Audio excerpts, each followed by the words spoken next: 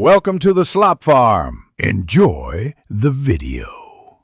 To perform a soft reboot on a Tesla Model S, park the car and put it in park. Keep your foot off the brake and hold both steering wheel scroll wheels simultaneously for about 10 seconds until the center display goes black, then release. The instrument cluster and touchscreen will restart together. This fixes most frozen menus and minor software hiccups. After the reboot begins, wait 30 seconds before touching the screen or controls so systems initialize. Then verify menus and driving functions before moving the vehicle.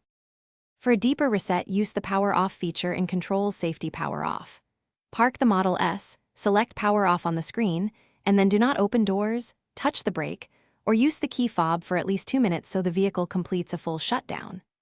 This clears more persistent state than a soft reboot and can restore climate and charging menu responsiveness. After the 2 minutes, press the brake pedal to power the car back on and confirm the touchscreen. Instrument cluster and vehicle functions are normal. If issues persist, the factory reset option in Control Service Factory Reset returns software to default, but erases paired phones, saved addresses, and driver profiles, so backup or note settings first. Repeated failures after soft and full power cycles suggest a firmware or hardware problem. Schedule diagnostics using the Tesla app and include timestamps and screen behavior. Do not attempt to disconnect the 12V battery yourself. Improper handling can cause data loss or safety faults. If the car reports